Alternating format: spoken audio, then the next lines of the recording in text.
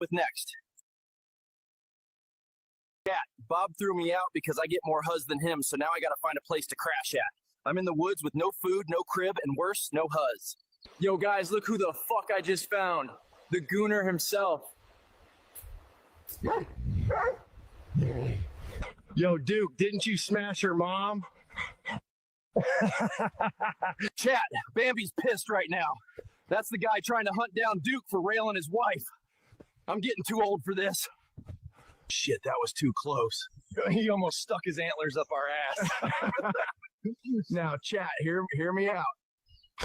We're getting kind of hungry, so why not dive into something fishy?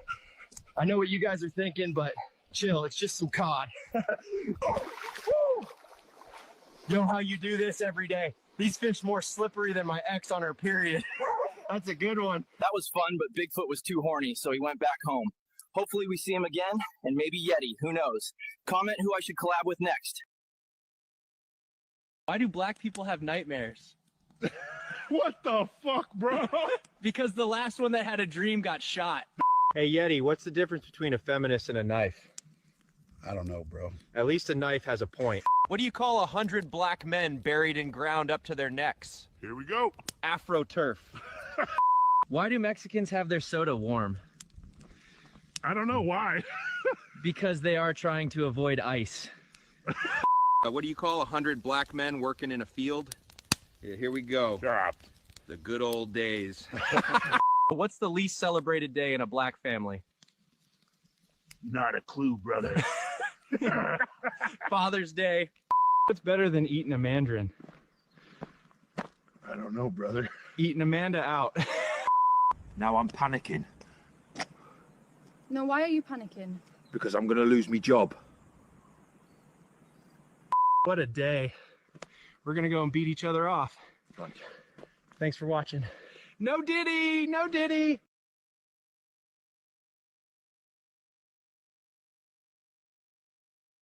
What the fuck is going on, everybody? Y'all requested it, so here I am in Los Santos. Let's get fucking active, boys. Well, guys, fuck, they trying to wax me $2 million for this fake-ass Bugatti. Low-key, yeah, boy is broke, though. I need to find a way to make some fucking bread. Okay, guys, word on the block is to come to Grove Street and I'll learn the methods. Let's make this fucking money.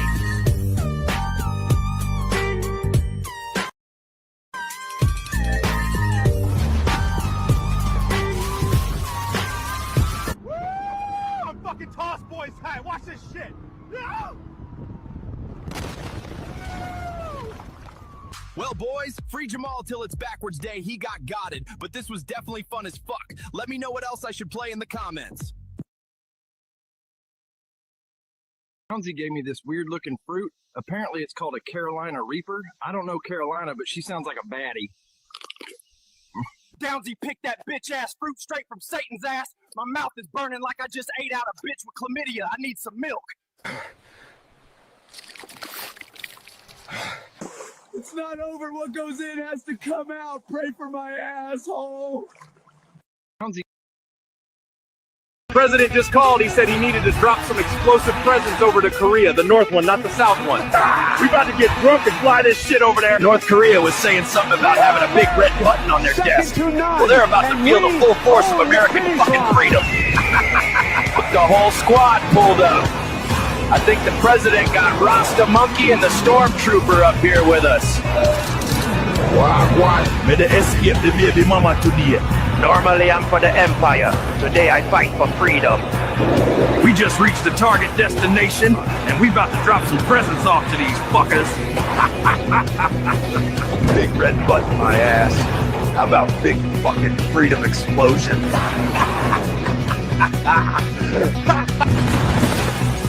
These fuckers didn't know why we don't have free healthcare, but now they're not even around to know. I know people are gonna hate this. Anybody that brings up the fucking Palestine war that's never been to Palestine, y'all the same niggas that was against Trump. You niggas is programmed. You niggas don't know about fucking Palestine. You niggas don't give a fuck about it. The media made you give a fuck about it, and it's shit that you put up on your motherfucking timeline. That's right. That's right. They don't care. They don't care about it at all. They're just make-believing. I love them Sasquatch videos. I really do. I hope that music doesn't get me clobbered, that AC/DC stuff, but we'll see. It's, I don't know. Anyways, happy Tuesday night, or it's Wednesday. Oh, wow, I forgot. I streamed with Joe last night on Tuesday. It's Wednesday night. We got some news stories. Got a whole bunch of news stories coming at you live and hot and fast. And Joe will not be streaming tonight. He's got some prior engagement with his children's high school graduation.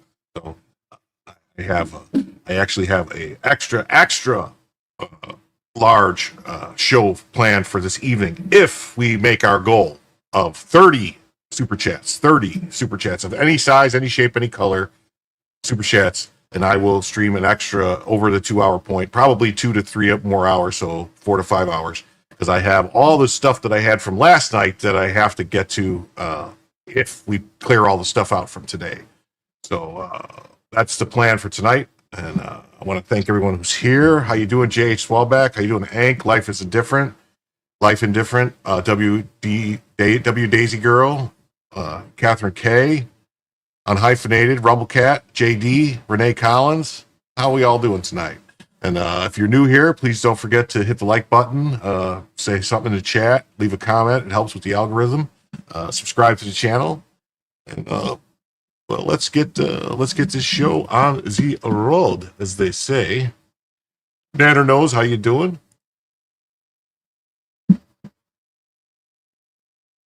The first story of the evening. I know everyone likes Epstein. Not.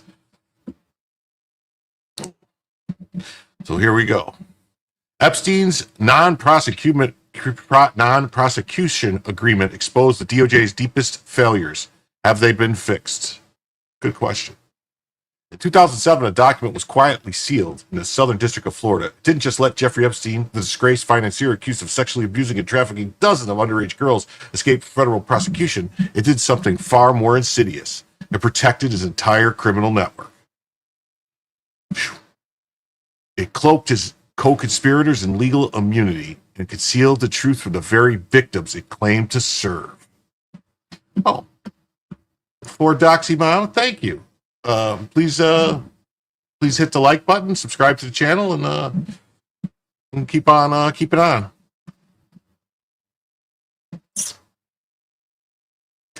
This wasn't a typical plea deal. This was a non-prosecution agreement, so sweeping, so secretive, and so ethically compromised that it would come to symbolize one of the most egregious breakdowns of prosecutorial integrity in modern U.S. history.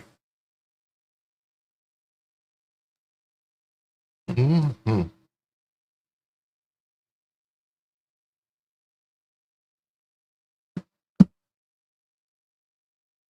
Wait, what?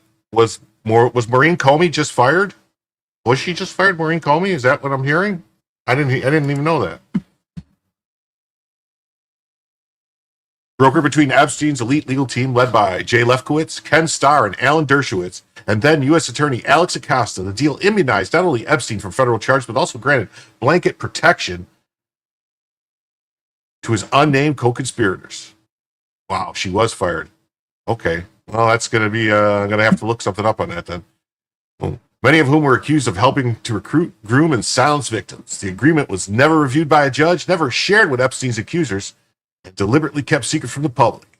Until now.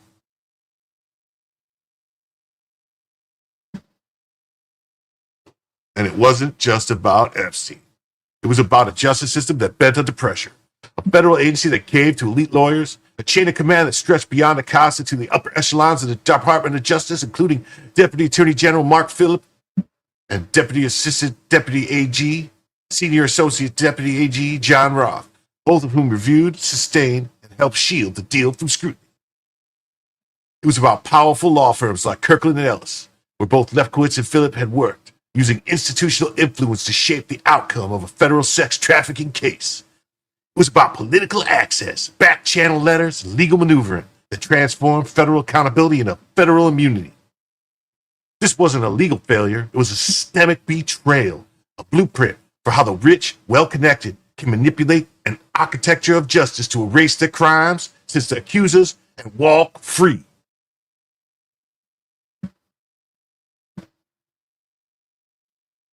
This wasn't some grand cinematic conspiracy pulled from the pages of a thriller. It was something more insidious, far more common. Institutional corruption, legal cowardice, and a system that protects power by default. The Epstein NPA, non-prosecution agreement, wasn't orchestrated by shadowy figures in the dark. It was crafted in daylight by educated men in suits, government lawyers, career officials, and elite defense attorneys who knew exactly what they were doing. They didn't need to conspire in secret. They relied on relationships, reputation, unspoken deference to wealth and influence. It was a slow procedural cover-up by people who believed they were untouchable, and they were right. Facts aren't speculative, they're documented. Epstein's defense team had direct access to DOJ leadership, sending letters to Deputy Attorney General Mark Phillip asking for federal intervention to soften a plea deal already stacked in their favor. The DOJ granted sweeping immunity to Epstein's unnamed co-conspirators, withheld the deal from his victims in violation of federal law, and sealed it from public view. Senior DOJ officials reviewed and upheld the arrangement. Days later, the DOJ codified that very framework into a national policy. No one was disciplined. No one lost their law license. The deal stood for over a decade. You don't need a theory to see what happened. You only need a timeline. You decide what it means. What was the NPA? In exchange for pleading guilty in Florida state court to 2 misdemeanor charges of soliciting a minor for prostitution, Jeffrey Epstein received federal immunity. But this wasn't your average plea garden. It was sealed from public view, withheld from victims, in violation of the Crime Victims' Right Act, the CVRA. It was binding on all federal districts, extends to any potential co-conspirators. The last clause made the deal almost unheard of. A deal unlike any other. Unlike standard NPAs typically used in corporate crime cases, and most never for individuals, the Epstein NPA offered blanket immunity to unnamed third parties. Required DOJ notification to Epstein if it was ever made public, was never reviewed by a judge, and it included no accountability for any of Epstein's inner circle. As one court later ruled, the government misled the victims and violated federal law by hiding the agreement from them. Who got immunity? Who exactly got immunity? The NPA specifically protected Ghislaine Maxwell, Epstein's longtime associate and recruiter, later convicted in 2021 but shielded by this deal for over a decade. Sarah Kellen Vickers, accused of shielding minors for abuse, frequently appeared in flight logs. Adrian Ross helped manage Epstein's residence and allegedly destroyed evidence. Leslie Groff, executive assistant involved in coordinating travel for underage girls. Others who were named in civil litigation and credible media reports but not explicitly listed include Nadia Marcinkova, the described by some victims as both a participant and a victim. Jean-Luc Brunel, modeling scout accused of trafficking minors to Epstein. The agreement protected any and all co-conspirators, named or unnamed. To this day, not a single one, other than Maxwell, has been prosecuted by the DOJ. Who was responsible? The NPA was negotiated by Alex Acosta, U.S. Attorney from the Southern District of Florida at the time. But here's the key. Acosta didn't act alone, and he didn't act at the highest level. According to Acosta himself, I was told Epstein belonged to intelligence and to leave it alone. Acosta, reporting from the Daily Beast, and Vicky Ward. Vicky Vale. Vicky Vale, Batman's girlfriend. While this claim remains unconfirmed, what is verified is that the DOJ headquarters was directly involved. Letter to Washington. In June 2008, after the NPA had been signed, Epstein's lawyer, Jay Lefkowitz, and Ken Starr sent an 8-page letter to then Deputy Attorney General Mark Phillip. They demanded the DOJ reconsider the deal's hostage, rein in overzealous local prosecutors, acknowledge that Epstein was being unfairly targeted due to political pressure. The letter was sent directly to the second highest official in the Justice Department, not local staff. The DOJ's response. The letter was reviewed by Senior Associate Deputy AG John Roth. Roth replied on June 23, 2008, saying, federal prosecution of this case is appropriate. We see no reason to alter our conclusion. But here's what the DOJ didn't do. It didn't investigate the validity of the NPA. It didn't notify victims. It didn't pursue co-conspirators.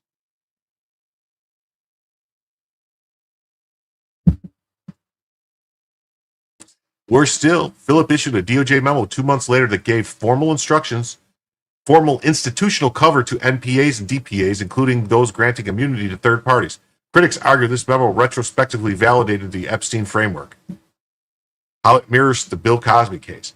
Bill Cosby's conviction was overturned in 2021, not because he was found innocent, because a former prosecutor made a secret, informal, non-prosecution promise which Cosby relied on in a civil case. The Pennsylvania Supreme Court ruled that fundamental fairness required the government to honor that promise. Just like Epstein's NPA, Cosby's deal was hidden from public view, never reviewed by a judge, and ultimately protected at a high-profile defendant from accountability. DOJ's Office of Professional Responsibility, OPR review. In 2020, OPR finally weighed in. The findings were Acosta used poor judgment, the deal violated DOJ norms, and the victim's rights were clearly violated.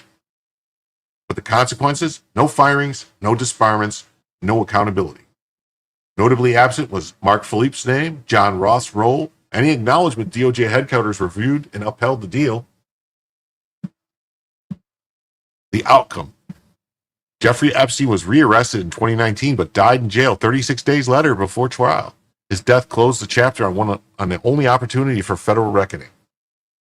2007 deal still stands as one of the most egregious failures of federal prosecutorial integrity in modern American history. Has this been fixed? Not fully. What's been addressed? First of all, the DOJ acknowledged the wrongdoing. They said, we're sorry. We're sorry. We made a mistake. We're sorry. In 2020, the Department of Justice Office of Professional Responsibility concluded that Acosta exercised poor judgment and that prosecutors violated crime victims' rights by failing to notify the victims about the deal. However, no one was punished and the report made no specific policy recommendations. Public awareness and media pressure. Investigative journalism, e.g. Julie K. Brown's work at the Miami Herald and victims' lawsuits brought national attention to how Epstein manipulated the system.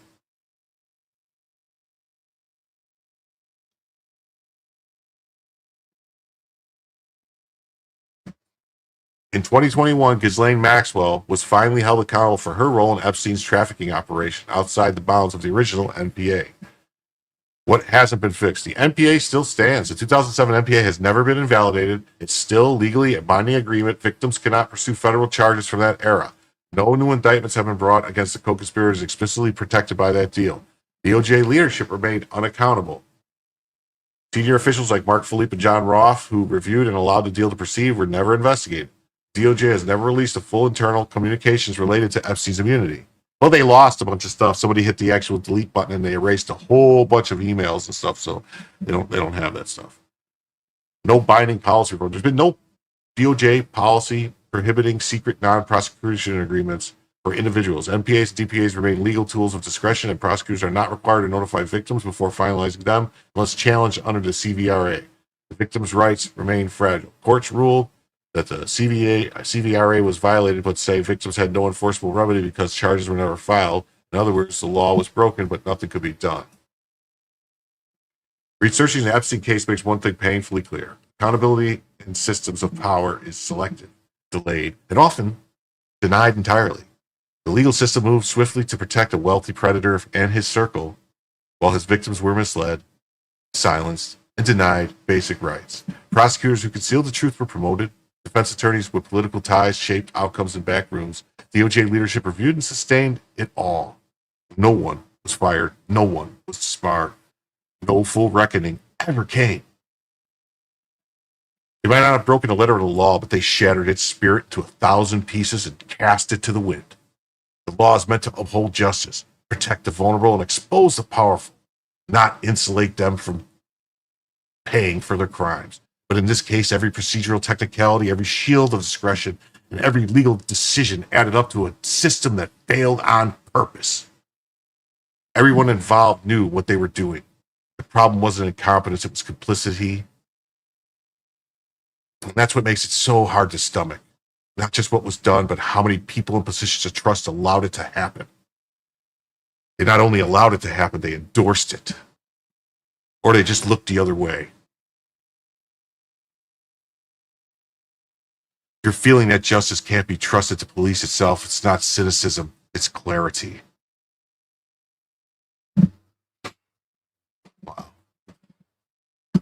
That's crazy, right? That's crazy. Crazy shit.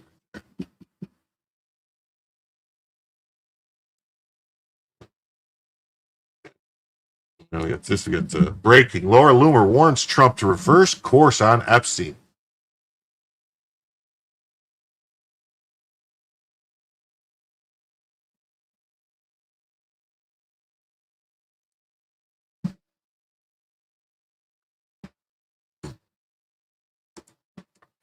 Roger Stone says the fastest way to resolve this important issue is for the president who direct the attorney general to direct the U.S. attorney for the Southern District of New York to move in federal court to unseal the grand jury testimony against Jeffrey Epstein when he was charged by the Trump DOJ for child sex trafficking and conspiracy to commit child sex trafficking in 2009. Makes sense to me, right?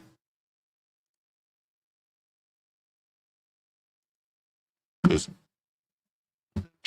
General Michael Flynn says, I hesitated to write this, however, with the utmost respect and deference to you for all you've withstood. Few know it better than me what the deep state can do when they want to turn on a person. The Epstein affair is not about who killed him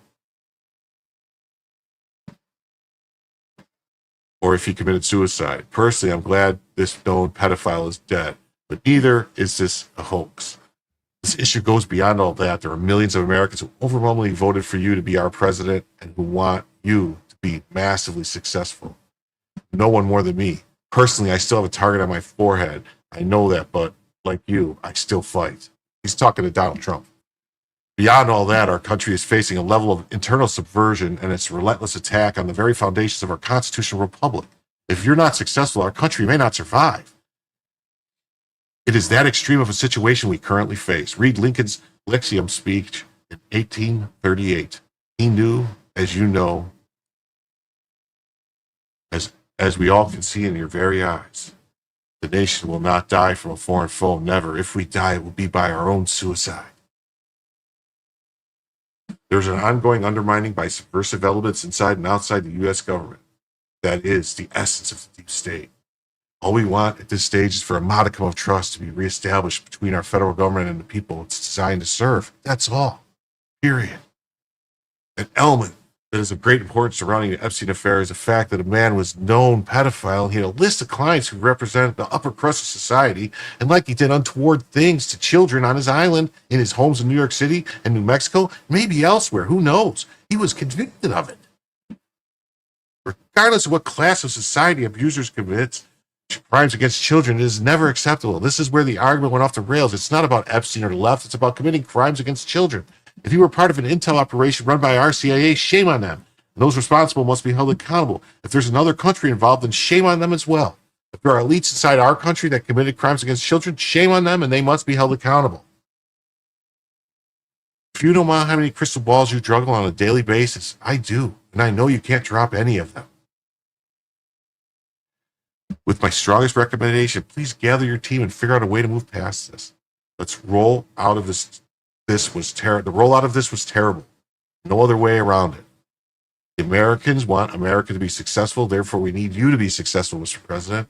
Please take this missive as though coming from someone who is willing and voluntarily fought for this country against multiple enemies overseas, only to come home and face my greatest enemy right here at home. You know precisely what I mean, Mr. President. God bless you and may continue to protect you. God may continue to protect you from the dark forces that exist around you, trying to take you down, trying to destroy you, Mr. President.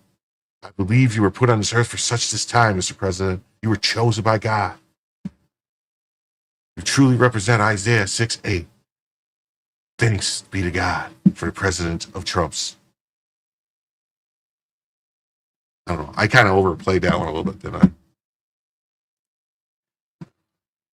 And here's Tim Pool with the statement says, I want Republicans to win the midterms despite the massive wins under the Trump administration. Could the Epstein files cost for Republicans the midterms with Viva Hooray? You know, one of the things I was just highlighting a moment ago was the immigration raids have been on point, a major victory. The Doge cuts just pushed through $9 billion, fantastic. USAID, NPR, PBS budgets slashed, obliterated. The firings at all of these departments, the wholesale inflation was flat for June. Not a tremendous victory, but still good considering the tariffs. Trump has got so many victories under his belt. I don't understand why he would want to burn himself down over this. But I will stress, as an aside, 2 points. I don't want to sacrifice these tremendous victories over a single story, albeit a very important one. You know, so I want to keep the pressure on and say this story will always matter, and we're always going to demand it, and we're not going to settle for less. But I want Trump to win the midterms. I want the Republicans to still win the midterms. What is this play? It's just risking everything. Well, some people say to risk everything. And yes, those are big W's. He's had recent court victories. If on immigration alone, it's a smashing success on the, you know, some would say for him to stake everything on this particular issue, there must be some bad names in that list that are so damn, would be so. I don't think there's that many. I don't know. I think people are reading into this. I personally think that they're trying to arrest people right now. They're waiting right now. They're sending teams out. They're going to get all the people. They're going to round them up. Yeah, they're going to start with the Q people and get them all. Damn destabilizing that for the greater national security, it must be kept private. But even if that were the explanation, and he were to sit down and say, look, it has nothing to do with child trafficking or blackmail or extortion. You know, Mike Benz was on with Charlie Kirk yesterday talking about the angle of Epstein being, a handler, money launderer, or whatever, arms dealer. If it were only from that perspective, say it's a national security issue and we cannot disclose it, it might be too late for that now, but that would have satisfied people. People say, okay, I understand. That confirms everything I already thought about Epstein. It's a national security issue. And we can't, risk World War III if foreign nations realize what, other nations might have been doing for the purposes of political, geopolitical strategy. But at this point in time, some people think it's already going to have had a decisive impact on the midterms. And people don't seem to say, okay, fine, so you lose a few seats. No. Yeah, it might have a decisive impact. It's still kind of a long way away, but you never can tell. So let's read this article here. It says, Laura Loomer wants Trump to reverse course on Epstein.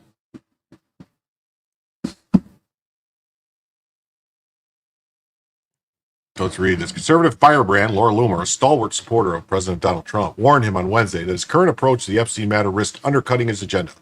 Trump, the same day, repeated his assertion that the Epstein files were a hoax from Democrats, despite his own promises to release them while on the campaign trail and a botched PR stunt from Attorney General Mamdani involving binders of public information distributed to influencers.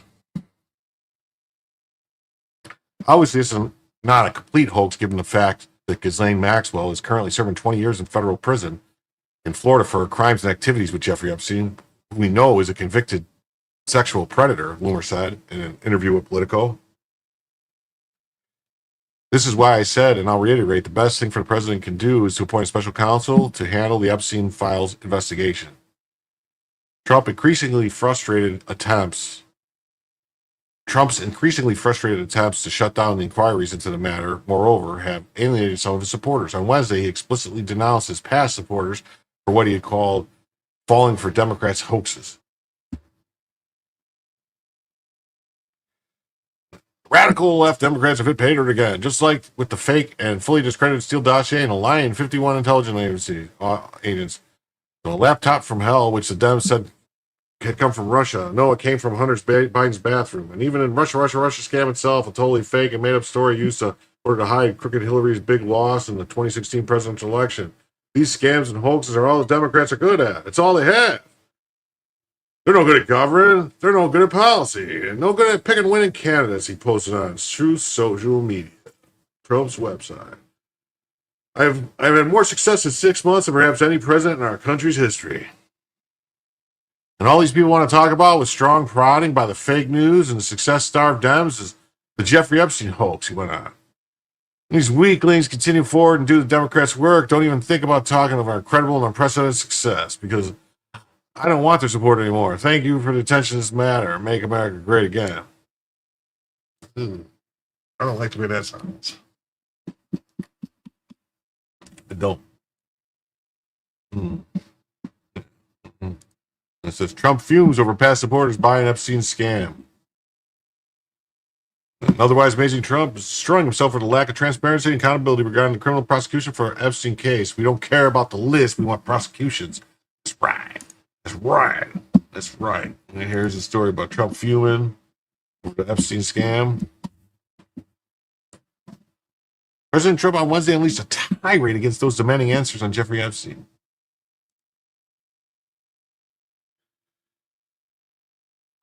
Reiterating his assertion that the entire scandal is a hoax. We're not going to read that. We're not going to read through this, so we read this again. Also, unlike Republicans, they stick together, them Democrats. This new scam is why we will forever call Jeffrey Epstein hoax. My past supporters are brought into this bullshit, hook, line, and sinker. Yep, he's not so happy with it. Yep, so. Yeah, so that's what he said. Yep, he's upset. What he said. Said all that same stuff.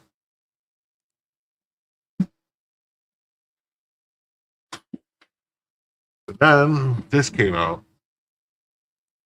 Breaking, developing. President Trump is floating the idea of naming a special counsel to probe the DOJ's handling of a secret plea deal with Jeffrey Epstein for abusing underage girls. Prior DOJ OPR review found prosecutors exercised poor judgment but didn't strike a sweetheart deal.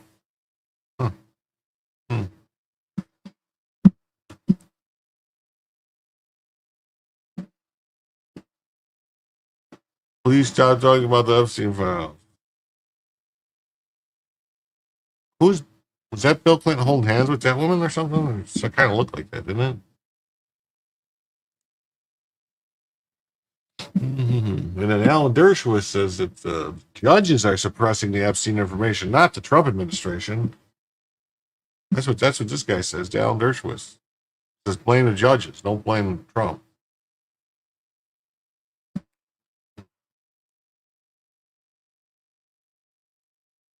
Dershowitz, judges suppressing Epstein information, not Trump administration.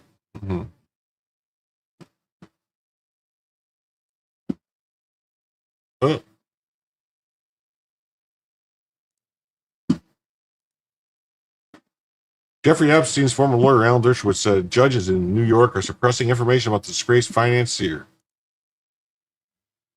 and convicted sex offenders case, not the Trump administration. His comments come as President Trump and the Justice Department have been under heavy fire for its handling of the documents in the case. Dershowitz, who helped get the plea deal for Epstein in 2008, said there was no Epstein client list, just a redacted FBI affidavit from accusers. Well, that would have people's names on it, wouldn't it? Maybe? A couple? 2, 3 names, maybe? A couple, 2, 3? Maybe? There are several of them from accusers that accused Jeffrey, that accused various people of having improper sex and have been redacted, and the names of people accused have been blacked out. Now, of course, because I was a lawyer, I did all the investigations. I know who all these people are. Dershowitz said on Monday in an appearance on News Nation's Cuomo. The former lawyer argued some of the people in the affidavit are figures currently holding public office. Some of them were previously in office, and some of them are dead. There's no client list, he told Chris Cuomo. And then redactions could be undone if you go to court. So many of the things that are being suppressed by two judges in Manhattan, and they're doing it largely to protect the alleged accuser, who are, in the view of the judges, victims, even though we know what their actual status is. Yeah.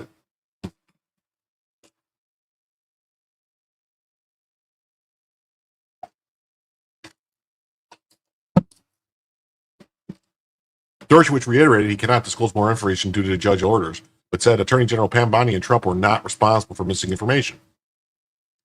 I don't know of any information they could disclose that they haven't disclosed. Now, maybe there is some, but I'm simply not aware of it, he said. And so I think it's important to place the blame where the blame deserves to be placed, Dershowitz says.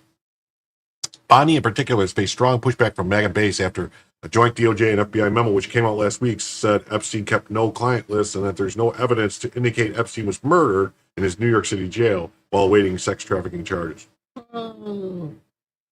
And then breaks on his neck.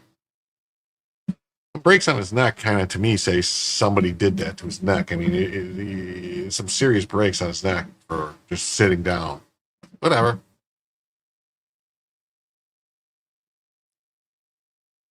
Yeah, the medical examiner ruled his death suicide in 2019.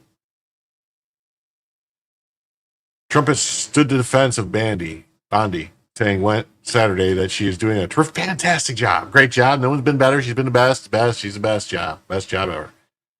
Telling his supporters to move on from the topic, since some of the movement, including activist Laura Loomer, have called for the Attorney General to be fired.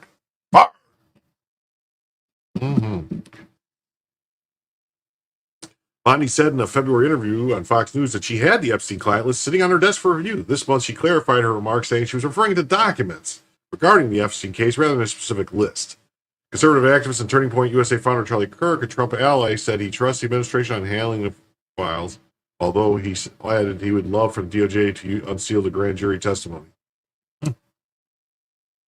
Honestly, I'm done talking about Epstein for the time being, Kirk said Monday during his show on Real Market Voice. I'm going to trust my friends in the administration. I'm going to trust my friends in the government to do what needs to be done. So solve it, balls in their hands. I guess. I guess that's one way to do it. Okay.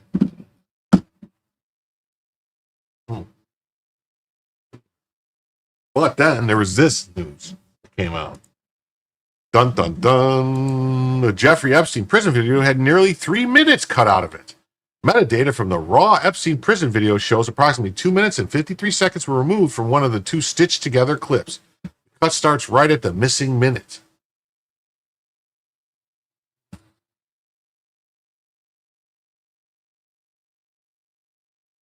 Why would they tamper with this? I mean, didn't they know people were going to find out? And if you got 2 minutes or 3 minutes missing out of the tape, a lot can happen in 3 minutes. A lot can happen in 3 minutes. A lot.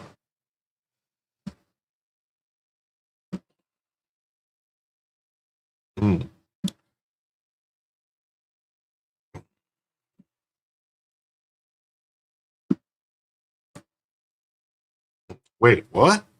There are now 3 minutes missing from just 1 minute? From just one the FBI Jeffrey Epstein prison video? This is the story that just won't go away. Right, it just won't go away. Update 3 Epstein video missing 3 minutes, not just one. What? That's crazy. Metadata from the raw Epstein prison video shows approximately 2 minutes and 53 seconds were removed from one of the two stitched together clips. The cut starts right after the missing minute. That's crazy. Crazy.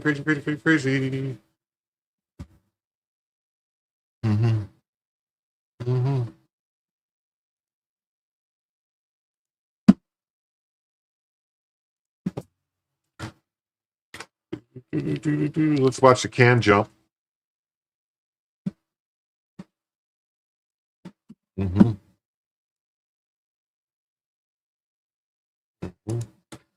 Epstein, the FBI's prison video had nearly 3 minutes cut out. Here's Wired magazine. The metadata from the Epstein's raw prison video showed conclusively uno, dos, tres minutos was cut out of these movies to go to get the better times. Metadata from the raw Epstein video shows approximately 2 minutes 53 seconds were cut from one of the two stitched together clips.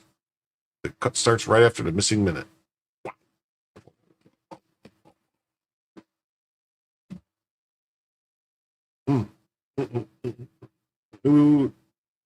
New uncovered metadata reveals that nearly 3 minutes of footage were cut from the U.S. Department of Justice and Federal Bureau of Investigation describes a full raw surveillance video from only functioning camera near Jeff Epstein's prison. Let me see if I can get this fixed here.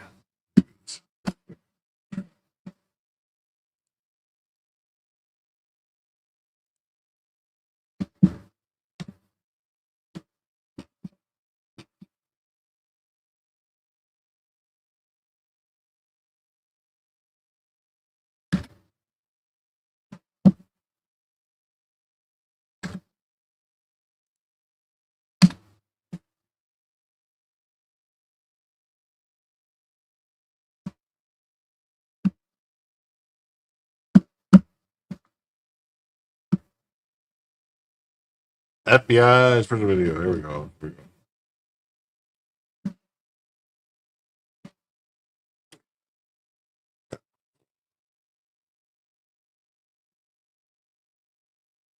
So, newly uncovered metadata reveals that nearly 3 minutes of footage were cut from the U.S. Department of Justice Federal Bureau of Investigation described as full raw surveillance video, the only functioning camera near Epstein's prison cell the night before he was found dead. The video was released last week as part of the Trump administration's commitment to fully investigate Epstein's 2019 death, but instead it raised new questions about how the footage was edited and assembled. Wire previously reported that the video had been stitched together in Adobe Premiere Pro from 2 video files, contradicting the Justice Department's claim that it was raw footage. Now, further analysis shows that one of the source clips was approximately 2 minutes and 53 seconds longer than the segment included in the final video.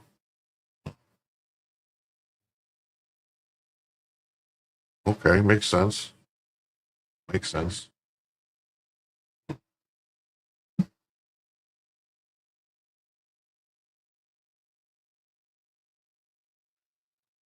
It shows that the footage has been trimmed prior to release. It's unclear what, if any, the minutes cut from the first clip showed. I mean, it probably showed somebody going into his fucking cell. I mean, come on, let's be real here. Nearly 3 minute discrepancy may be related to a widely reported 1 minute gap between 11:58:58 and 12:00 a.m. The Attorney General Pam Bondi has attributed to a nightly system reset, which the metadata confirms with the first video file. But the shown footage from August 9th, 2019 continued for several minutes before what appeared to be a final version of the video was trimmed to the 11:58:58 mark.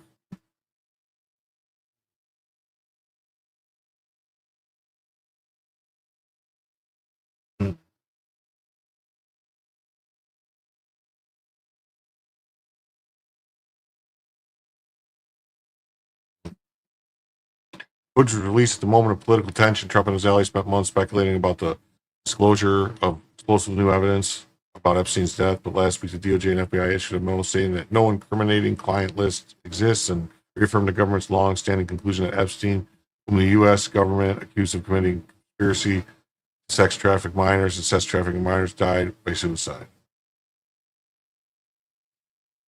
Okay.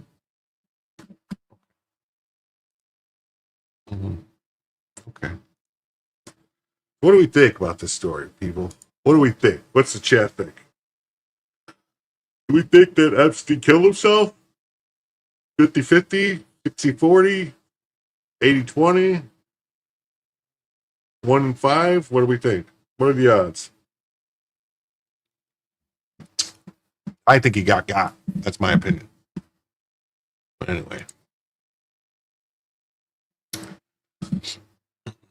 Anyway, let's jump to the next story. Democrats have a mortgage fraud problem and the feds are on the case. Dun, dun, dun, dun, dun, dun, dun. This guy says Ruben Gallego, D. Juarez cartel, needs to be prosecuted too.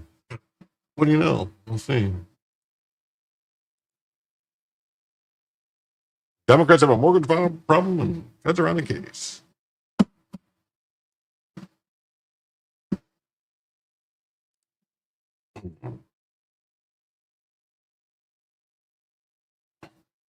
The Trump administration and local law enforcement community are under his watch have appeared to found opponents' legal weak spot, an emerging pattern of mortgage fraud that seems common in the political sphere. The increase in instances, moreover, appears to have turned the tables on a number of prominent Democrats who, in the name of equal justice and saving democracy, pursued legal theories against President Trump while he was out of office. It's good for the goose, it's good for the gander. Senator Adam Schiff on Tuesday became the latest and most prominent of Trump's adversaries to face allegations of wrongdoing following a finding from Fannie Mae's Financial Crimes Division that he engaged in an apparent pattern of mortgage fraud. Similar allegations arose against the New York Attorney General Letitia James earlier this year. Both were prominent proponents of legal cases against the former president. You don't say. You don't say. The charges, however, may face complications in some light of the legal developments in related case last week. Biden administration raised the same legal issues against former Baltimore State's Attorney Marilyn Mosby. The U.S. Court of Appeals for the Fourth Circuit overturned her conviction on Friday. What? They overturned Marilyn Mosby's conviction? What? That bitch was guilty? It's all good up.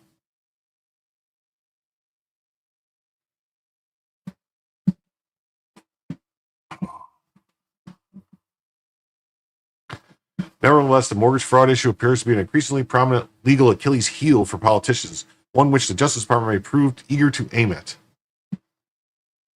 Trump, for his part, expressed the belief that the cases appeared to be open and shut, but he insisted the decision to bring charges lay with the DOJ. Well, I just saw what I think is the thing with Adam Schiff. It's very serious, and I think that they have on Letitia James is very serious. Trump told Real America's Voice White House correspondent Brian Glenn at a press gathering. But I have to leave it up to the district attorneys and the prosecutors and the attorney generals, most importantly. I'd say, I was a little surprised, though, that I would have been covering his bases a little better than that, Trump added, referencing Schiff. And I said, Adam Schiff, the California senator, rolled to prominence as an impeachment manager for the House in 2019 as part of Trump's first impeachment trial over his alleged attempt to extort Ukrainian President Vladimir Zelensky into releasing material on the Biden family. Though Trump was acquitted, Schiff moved on to greater fame with the Democrat ranks and increased media attention and managed to claim a Senate seat in 2024 following the death of Dianne Feinstein. I wonder when she died, 94, 98?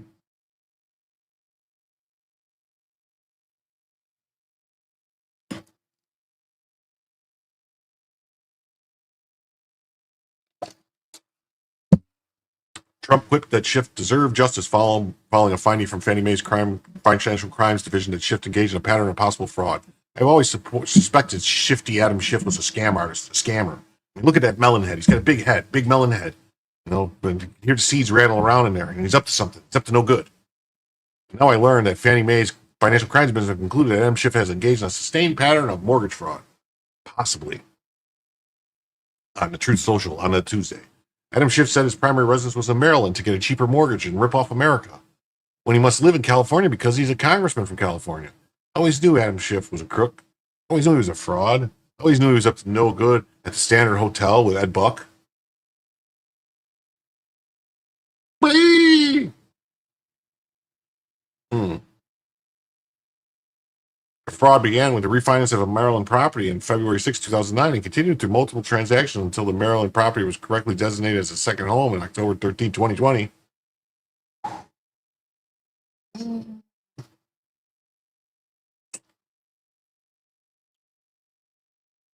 Mortgage fraud is very serious, and crooked Adam Schiff, now a senator, must be brought to justice. Hey, Kraken. So far, however, the DOJ has not disclosed whether it has initiated any proceedings against Schiff, and it will remain unclear whether charges will be forthcoming. Schiff, for his part, deemed Trump's comments a letdown due to his previous calls to arrest him on more serious charges.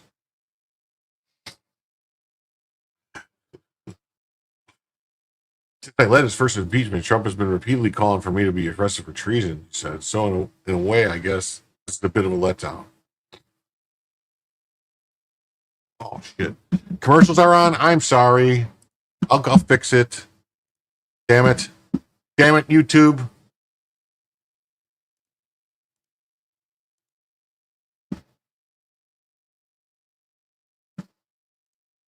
All right, should be fixed. Sorry, boys and girls. And this baseless attempt at political retribution won't stop me from holding him accountable, not by a long shot. New York State Attorney General pursued a federal civil fraud case against Trump last year, alleging that he manipulated the value of assets to try to secure favorable loan terms on lower insurance premiums. The non-jury trial saw Judge Arthur Engeron, who has nipple rings, very weird,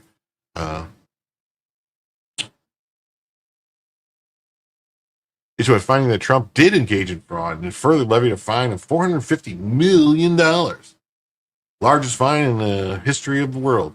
Trump's lawyers filed an appeal, which is ongoing. This case was brought by James as their capacity as state top legal watchdog, and not by lenders with Trump does business. In April this year, James herself became a subject of referral to the Department of Justice over alleged mortgage fraud. The U.S. Federal Housing Finance Agency, FHFA, Director William Pulte issued this referral. Based on media reports, Mrs. Letitia James has in multiple instances falsified bank documents and property records to acquire government-backed assistance and loans and more favorable loan terms. SpaghettiOs. She's got problems. I bet you Fannie Willis did the same too. They should look into her.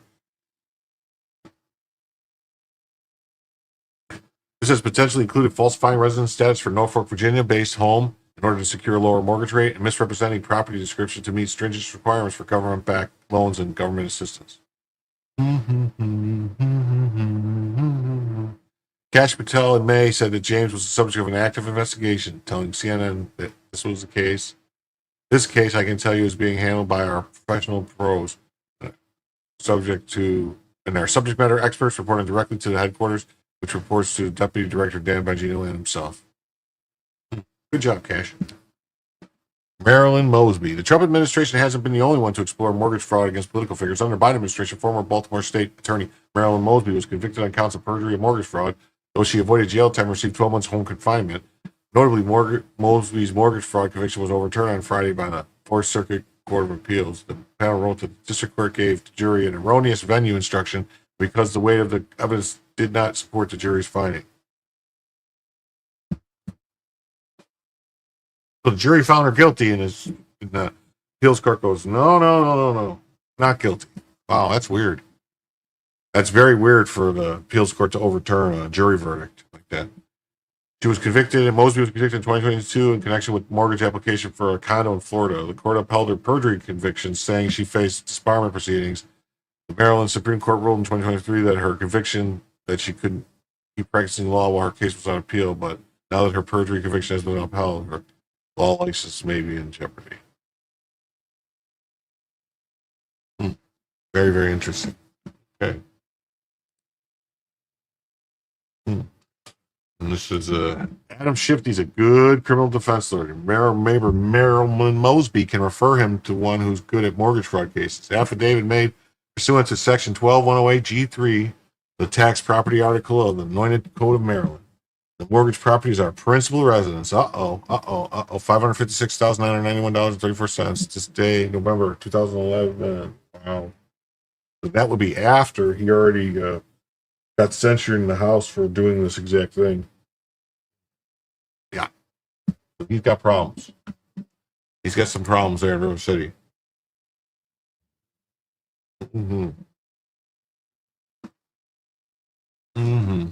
Okay. What do we think? Is Adam Schiff in trouble? Adam Schiff in trouble? What do we think?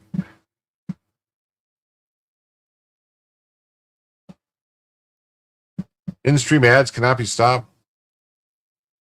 What? I think I stopped him. Anyway, I think Schiff needs to get got. He needs to get got. Should be in prison. Yes, definitely. All right, let's go to the next story then. Everybody had a kid in their class growing up who ate paste. Problem is that Zohan Mamdani and Rep. Ocasio-Cortez both grew up to be leaders of today's Democrat Party. And the rest of the party has no idea what to do. This is them. Socialists. This is, After Jerry Nadler slid out of a taxi, it was announced that Zohran Mamdani's event today had been moved from the DNC. I'm currently walking to the new location. Democrats are clearly the party of chaos. This guy's funny. He's always getting in fights with people.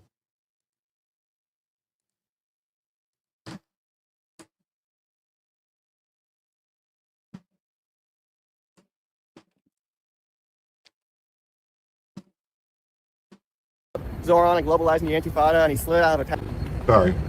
chaos erupted outside the DNC today. Shortly after, I confronted Jerry Nadler, asking about Zohran and globalizing the Intifada, and he slid out of a taxi. Funniest shit I've ever seen in a while. They moved the meeting, so it's literally chaos. I don't know if you can see behind me, but there's like other members of the press. Well, good thing I have a cell phone and I'm smart. So now we're all like running to the new meeting location. So stay tuned for more. And also stay tuned for our Jerry Nadler video. You aren't going to want to miss this. Mm-hmm.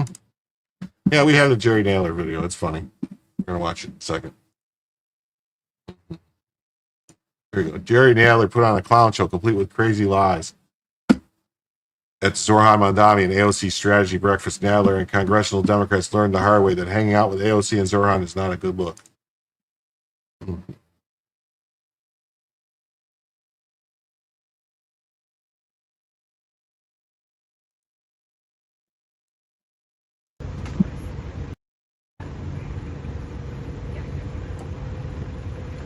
Congressman, do you agree with Zohran that we should globalize the Intifada? Democracy cab. Look at that. Democracy cab. Congressman, did you ask Mamdani to stop using the phrase globalize the Intifada? Did you personally ask him to stop that? He never used that phrase. But he hasn't condemned it. Like he to condemn it? Would you want to explain that?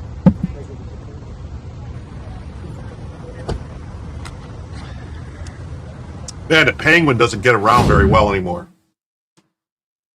The Penguin does not get around very well anymore. Guy. Yeah.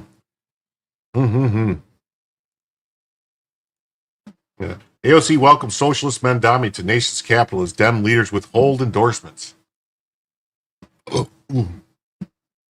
He walks like the Penguin from Batman. Yeah, that's why I call him the Penguin. President Trump says former Governor Andrew Cuomo has a shot against Zohran Mamdani, while key Democrat leaders hesitate to choose the Socialist.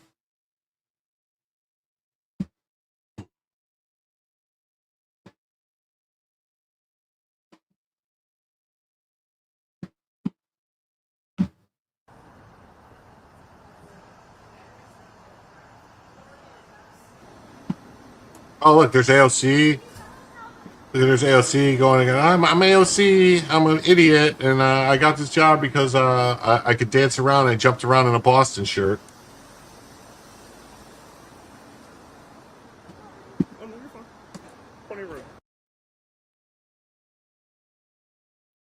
Political earthquake to shook Democrat Party when Mamdani. So a new study finding No. Political earthquake that shook the Democrat Party when Zohran Mamdani won the New York City's primary last month has routed its way down to Washington as Rep. Alexandria Ocasio-Cortez teamed up with Mamdani at a communication and organizing Skillshare breakfast on Wednesday morning, which means it's a shakedown to get money. Ocasio-Cortez, the progressive champion and youngest woman elected to Congress. Wait, she's not the youngest, is she? What? I don't think she's the youngest. I thought there was someone younger. Was an early endorser of Mamdani, the 33-year-old so-called Democrat. What do you mean so-called Democrat socialist? Just call him 33-year-old communist, who has yet to land key endorsements from New York Democrat leaders. Bronx and Queens representative campaigned with Mamdani in New York City ahead of the primary last month, and on Wednesday, the squad members is welcoming to Mamdani to the Capitol.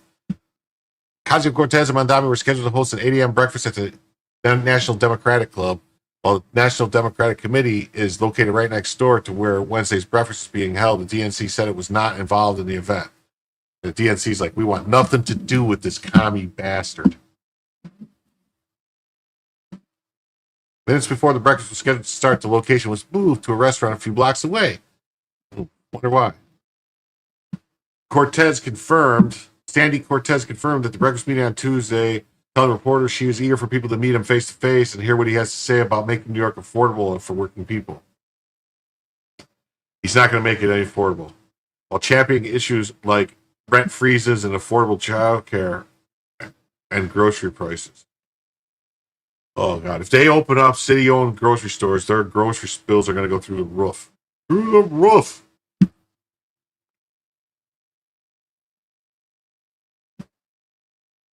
I think a lot of people just need to know get to know folks before there's an issue of endorsement. I hope the conversation can be constructive and bring the party together and rally behind our nominee, Cortez said. Mamdani has yet to secure endorsement from two top New York Democrats, Hakeem Jeffries, Dollar Store Obama, and Chuck Schumer, the Joker, the Riddler, or I don't know. I'm excited to go to Washington, D.C. to speak to Congressman Jeffries, speak with Senator Schumer, to speak with leaders of our party across the country, Mamdani said on Tuesday. But while Mamdani is eager to meet with Jeffries and Schumer in Washington, no such meeting has been reported. When Fox News asked Schumer if he was meeting with Mamdani in Washington on Wednesday, he said, "I spoke with him last night, and I will be meeting in New York City." On Monday, Jeffries told reporters, "I have scheduled to meet with the Democrat nominee at the end of the week back home in Brookline." Longtime Democrat Rep Jerry Nadler, who has endorsed Mamdani, asked Fox News if Schumer and Jeffries would eventually endorse the nominee, and then said, "I assumed he would in time because that's what we all do. We all fall in line. We do whatever we're told. That's what we do. We're Democrats. We all go, yes, we must do it. Yes, we must do it." Nadler spoke to Fox News after attending the breakfast meeting. Last month, New York Democrat congratulated Mamdani on securing the Democrat nomination and confirmed they were having discussions with young Socialist, who would be New York's first Muslim mayor if elected this November. Yeah, just in time for the 25th anniversary, 9/11. Representative Adriano Espelate, New York, endorsed Mamdani last week after backing former Governor Cuomo in the primary. Cuomo announced on Monday his decision to stay in a mayoral race as an independent. Oh. Interesting. We're past the primary, and people in New York have spoken, Espelate said. "If there's a common denominator in every decision that I've made since I began to represent this district in terms of supporting someone, it's called the Democrat Party." Oh, okay. So they don't care. It's vote blue no matter who. Vote for the Democrat no matter what. Cortez agreed Democrats are stronger when we're united. Well, yeah, okay. Of course you're stronger when you're united behind some crazy communist. Zoran Mamdani is a Democrat candidate, and as a Democrat, I'm rallying behind our nominee, Cortez said. Look at that. Fist up for the commie fists. Workers of the world unite. Tom Souza said he would not attend the breakfast and moderate as emerged a vocal opponent of Mamdani campaign among New York Democrats. Debbie Dingell attended the breakfast meeting and told reporters that Mamdani had successfully utilized social media and campaign trail. Dingell also blamed the media for what she said was a rhetoric and Democrats moving towards socialism. Yeah, they're not moving towards socialism just because they keep talking about socialism stuff and all these different things that are socialists. Yeah. Representative Primial Jaipal of Washington, the top progressive House member, who's also a blazing communist red scare, crazy person, left the meeting and said Mamdani was inspiring. Yeah. Cool. Rep. Ro Khanna, another leading progressive who is considered a potential 2020 presidential contender, told reporters the meeting with Mamdani was very impressive. It appears Mamdani didn't delve into specifics regarding his far left agenda, like, how they're going to pay for anything, where they're going to get the money for anything. Well, who knows what they're going to figure out. Democrat Rep. Luz Rivas of California told reporters upon leaving the meeting that it was just about getting the message out, and Mamdani discussed stuff. Jared Moskowitz of Florida confirmed he's planning to attend Wednesday's breakfast. While Moskowitz admitted that he's very vast disagreements with Mamdani on policy, he wants to learn about running a successful digital campaign.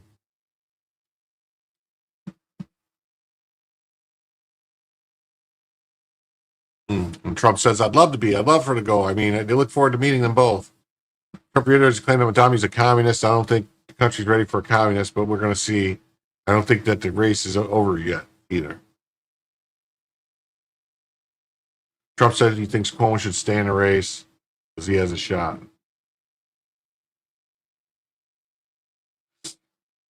Sure. Mamdani's camp was quick to seize on Trump's campaign. We'd like to congratulate Cuomo on earning Donald Trump's endorsement. Obviously, the triumph speaks for itself. The question is now whether Cuomo will embrace Trump's support publicly or continue to accept it in private.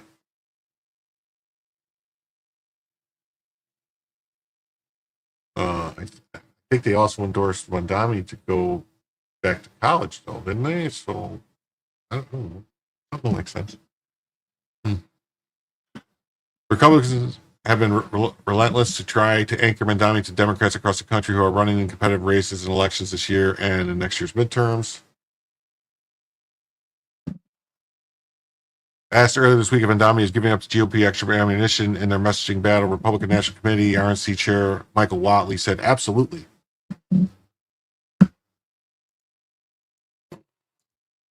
No, Pam, I've been sick for a couple days, so I'm on some cold medicine if I seem a little off. That's why my mind's a little off. I'm on some Dayquil.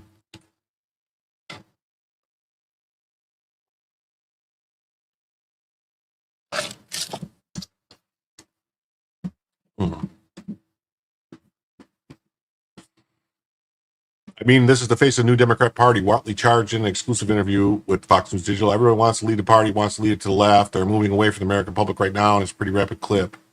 National Republican Congressional Committee, which aims to protect the GOP's razors to Marty in the House next year in the midterms, has repeatedly tied Democrats to Mamdani. Radical socialist Zoran Mamdani is the future Democrat Party. He is the Democrat Party. And the campaign trail will make sure every voter knows the House Democrats share his far left agenda. They may not try to run from it, but they've already bent the knee. Definitely.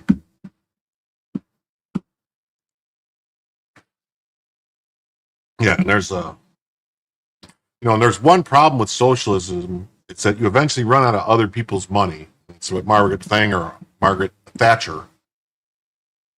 was I saying? Margaret Thatcher always said. And but Zoran Mamdani, he had a solution for that. He said if he ever ran out of money, his family would be there to support him.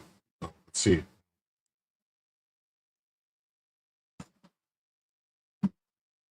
I worked until January and then I took time away from my job. And one of the major reasons I could do so is because I knew that if I ran out of my savings, my family would be able to support me. I worked. So he always had his family to fall back on to support him. In the history of the world, there's never been a successful socialist country. This movie has played out many times and always ends the same. Yep.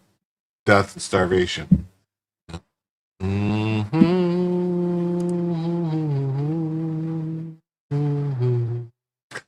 Okay, we're going to jump to the next story here. We got a Chinese couple arrested in California after authorities find their 21 children born through rent-a-womb surrogacy scheme. What? What? What? What?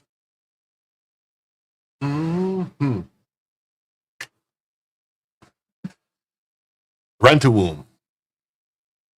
Whoa. There's going to be some cobwebs in that room.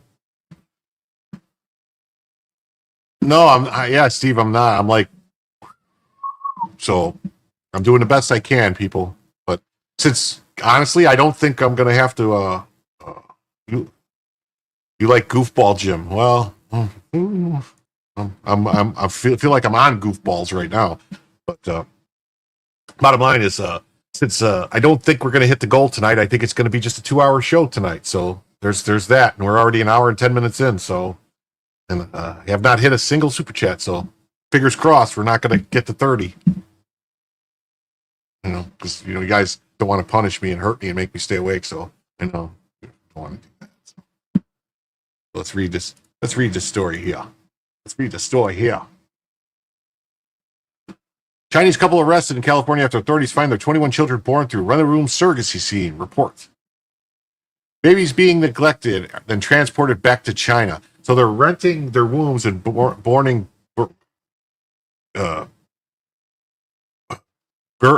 babies, and then sending them back to China. So these anchor babies basically would be U.S. citizens then, according to what the people on the left say, that there's just 21 children born to a Chinese couple in California through surrogacy have been placed in protective custody while an investigation into alleged child abuse is carried out.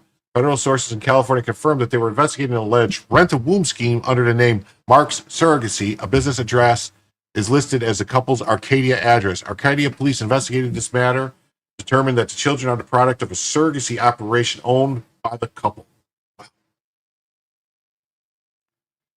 The department is working with the FBI in the case. A federal source called the situation very bizarre, adding babies are being neglected, then transported back to China. He said that this was a national security threat. Yeah, because they're sending them back to China, and then they're going to be raised in China, basically Manchurian candidates, and then sent back to the U.S. as, hey, these are natural-born U.S. citizens to run for president and take over the country. It is not clear if the 21 children are a total number of children that were birthed to the couple via surrogacy.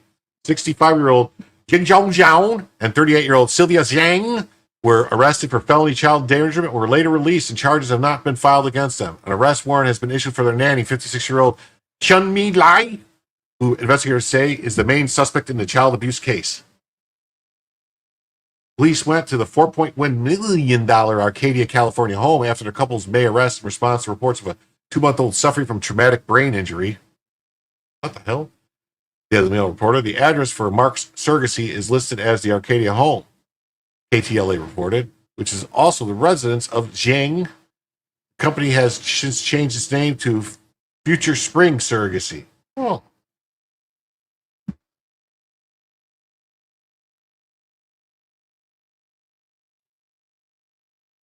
A search warrant was obtained, and Arcadia Police Lieutenant Colin Ciedio said, we discovered numerous children, 15 children to be specific, ranging in age from 2 months old to 13 years old, and an additional 6 children have previously been moved to other homes prior to authorities getting involved and are now in federal custody.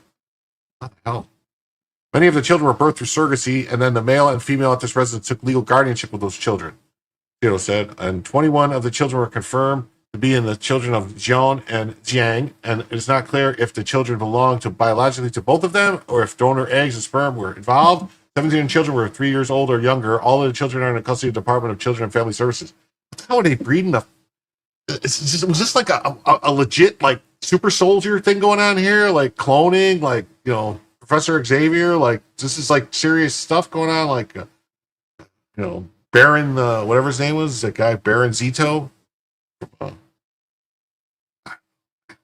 Nuts.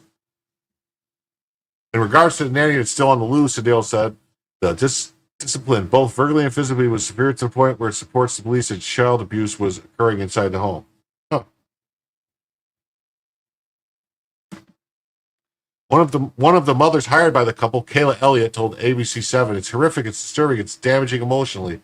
She said the couple had told her that they had only one other child. Elliott is working to get custody of the child she birthed for them, though the child is not biologically hers. Yeah, I don't know what they were up to. Like, are they going to experiment on them? I don't know. That's what I'm saying. Are they like experimenting on these kids, or what is going on? There's something going on here. There's something going on here. These agencies were supposed to trust them and follow their guidance to come and find the whole thing was a scam and the parents owned the agency. That was not disclosed at all beforehand. Elliott told Daily Wire that she was one of many women who have been contacted through Facebook by Mark Surrogacy. The company pairs parents and potential surrogate mothers. In this case, however, the couple was the only family paired with the surrogates. The surrogacy agency reached out to Elliott in January 2024 about becoming a surrogate. A message viewed by the outlet stated, I saw your post, you're interested in becoming a surrogate. I currently am working with a Chinese couple located in Los Angeles who are seeking to find a surrogate to have a baby for them.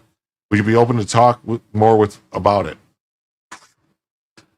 Elliott agreed to sign a contract with the agency in July 2024, post on Facebook for the agency depicted Elliott stating that the embryo was transferred successfully in early July this month. Wow.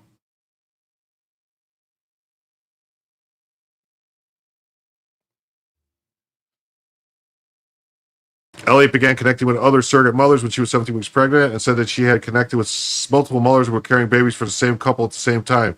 After Elliott gave birth to the baby, she connected with yet other mothers carrying babies for the same couple. She said that these mothers were from around the country and began sharing photos and pictures of the same intended mother. There was actual diehard, like picture proof of all these women holding the babies with the same mom standing right next to them. Elliott told Fell in an interview, some of them within weeks of each other. I had the baby March 13th. There was a baby girl that was delivered last week on February. Another girl was delivered a couple weeks after that. Katie Fell, executive director of Nonprofit Center of Bioethics and Culture, who was working with Elliot, said, anything goes at these clinics. These agencies are not regulated by any governing body. Well, it seems like they should be.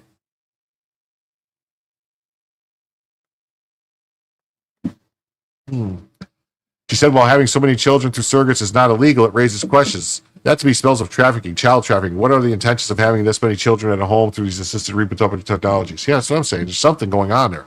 There's something going on there. Something going on there. Something stinks.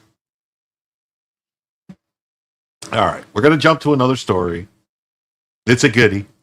An oldie but a goodie. Here we go. DC Obama Judge Boasberg told leaders of the federal judiciaries that there is an impending constitutional crisis. This is wildly inappropriate, out of line, and flat out wrong.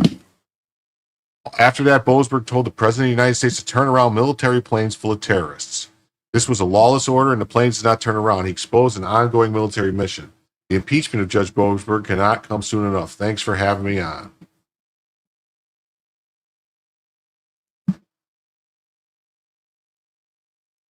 Mike Davis is the founder and president of the Article 3 Project, joins us now. How did you take this story, this Boasberg story? What did you make of it? Margot Cleveland at the Federalist did an excellent job reporting this case. You have this D.C. Obama judge, Jeb Boasberg, who told the Judicial Conference, the leaders of the federal judiciary, that there's going to be a constitutional crisis with President Trump and they need to stop it, which is highly inappropriate that he did that in the first place. And then several days later, on Saturday, March 15th of this year, D.C. Obama Judge Jeb Boasberg opened up his courtroom in D.C. when it was not even his duty dockets that weekend and ordered the President of the United States to turn around military planes expelling foreign terrorists, a clearly lawless order. Thankfully, these planes did not turn around, and these planes full of terrorists landed in El Salvador, but this was a clearly coordinated, premeditated attack on the presidency by D.C. Obama Judge Jeb Boasberg. Yeah, and the funny thing is that all of these judges probably see themselves as fighting for the country and for the democracy. They love this kind of phrasing on the left. But how undemocratic is it for some guy that's never been elected to anything, a district judge that was brought in by just one very far left president, to just assume the power to the people, tell the president what he can and can't do? They love these nationwide injunctions. And I'm sure that they must feel so marginalized now that they can no longer do it. It must be killing them that the Supreme Court has made that decision. Yeah, and I had never done this up until this point, but I have called for the impeachment of this judge, Boasberg. What he did was not only extremely illegal, he got slapped down by the Supreme Court after that. It was also extremely dangerous to our national security. He exposed an ongoing military operation to... Yes, he did. This guy right here. Look at him. He's evil. Evil man. Evil man. Evil man.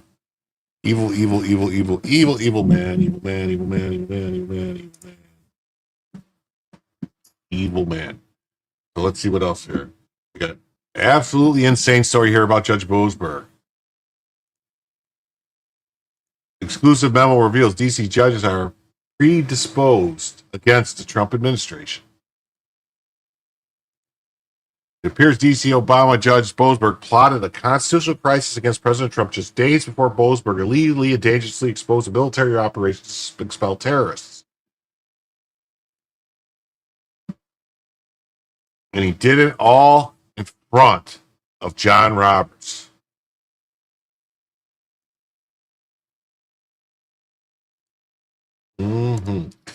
Julie Kelly says, adding to the Federalist reporting today on Judge Boasberg's comments during the March 2025 Judicial Conference with Chief Justice Roberts. That's right, Roberts was there. Boasberg hosted a meet and greet of sorts last spring with acting D.C. U.S. Attorney Ed Martin. Several D.C. judges were in attendance. My sources tell me that the reception was icy, particularly by Judge Tanya Chutkan, who reportedly stared straight ahead during the meeting and refused to make eye contact with Martin. At least one judge asked Martin about morale in the D.C. U.S. Attorney's office and how dismissals would affect their ability to do their work. Lol. This is, of course, not their job. Judges are supposed to scrutinize the government, not act as their collective mummy. Other judges openly questioned Martin about his internal inquiry into the Biden's DOJ use of 1512C2, the post-Enron obstruction statute overturned by the Supreme Court in June 2024 in the January 6th investigations. My understanding is the process is still ongoing. Every D.C. court judge except one, Nichols, allowed the DOJ to proceed with the unlawful use of the statute. One judge during the discussion noted the near unanimity of 3+ years among district judges that 1512 C2 was appropriately used in January 6 cases, saying something to the effect of, well, more than a dozen DC judges found it lawful, while only 6 Supreme Court justices said it was unlawful. What? Wow. I have long called the DC courthouse the center of rot in our legal judicial system. As bad as the prosecutors were in the January 6 cases, they got away with nothing without consent of these judges. Just like that, DC judges went from acting as rubber stamps for the DOJ to becoming the department's biggest obstacle. If the GOP won't impeach at least one, Congress should defund this sort of sabotage. We'll see. I don't know. Yeah, it would be awesome if during Martin's investigation he got some access to some emails between DAs and judges in reference to the 1512 use cases. Yeah, because then the judges could be taken down.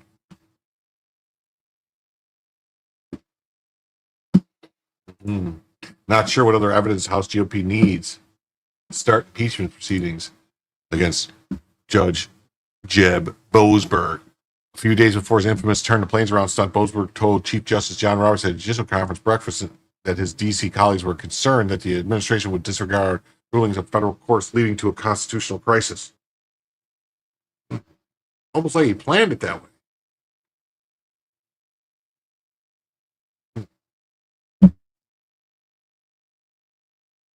What's even more galling is that Roberts later defended Boasberg after the president and others suggested he would be impeached for his lawless orders, which were overturned by SCOTUS in the Alien Enemies Act lawsuit. Same reason they won't impeach those judges is why they won't release the Epstein files. They are not interested in real change. That's Robert Barnes. I think it's because it would be DOA in the Senate because it requires a supermajority of 67 to remove a judge. Congress can also remove a judge for cause, and it only requires a simple majority. They have to prove that he made unconstitutional or lawful rulings or things of that nature.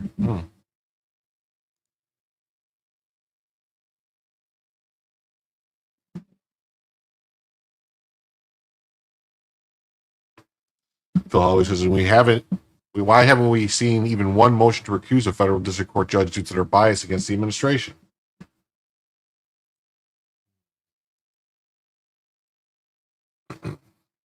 Todd Blanche says, a newly revealed memo confirms that at least some federal judges were predisposed against the Trump administration. There is a serious breach of judicial oath and a threat to the rule of law. Every litigant, regardless of politics, is entitled to a fair forum.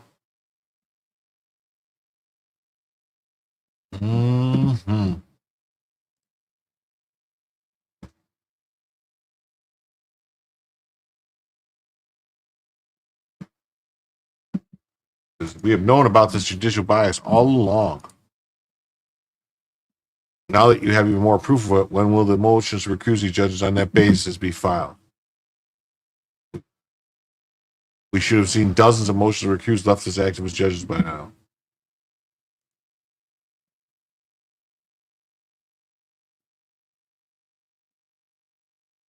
And then Chad Mazzell says, very troubling reporting from the Federalist, but perhaps explains the completely lawless order issued by Judge Boasberg, which was unsurprisingly stayed by the DC Circuit. And here's the Federalist paper. Exclusive memo. Judge reveals DC judges are predisposed against Trump administration. There he is, Boasberg. Trump administration has been doing its part, but the lower courts remain rabid in their attack on the rule of law. Federal Judge James Boasberg advised Chief Justice John Roberts and some 24 other judges and D.C. colleagues were his concerns that the administration would disregard federal ruling courts, leading to a constitutional crisis, according to a memorandum obtained exclusively by the Federalist.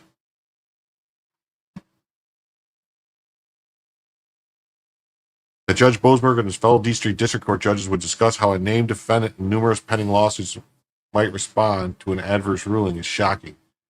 Equally outrageous is those judges' clear disregard for the presumption of regularity, a presumption that requires a court to presume public officials properly discharge their official duties. During the week of March 11, 2025, members of the Judiciary Council Conference met in Washington, D.C. for the first of its 2 regular meetings. As the U.S. District webpage explains, the Judicial Conference of the United States is a national policy making body for the federal courts. Oh, so it's like their whole, like their prom and stuff.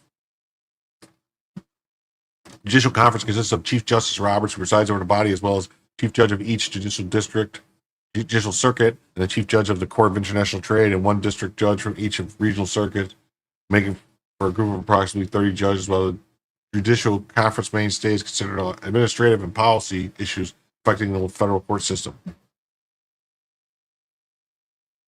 and making recommendations to Congress concerning legislation involving the judicial branch. A side conversation at the group's most recent meeting revealed a disturbing detail: the predisposition of supposed unbiased judges against the Trump administration. In a memorandum obtained exclusively by the Federalist, a member of the Judicial Conference summarized the March meeting, including a working breakfast in which Justice Roberts spoke. According to the memorandum, District of the District of Columbia Chief Judge James Boasberg raised an ex-colleague's concern. Wow. How did it even get on a minute if it was just this? That the administration would disregard rulings of federal courts leading to a constitutional crisis. Chief Justice Roberts expressed hope that this would not happen, and in turn, no constitutional crisis would materialize. According to the memorandum, the summary of working breakfast added that Chief Justice Roberts noted that his interactions with the president have been civil and respectful, such as the president thanking him at the end of the State of the Union for administering the oath. Oh, okay.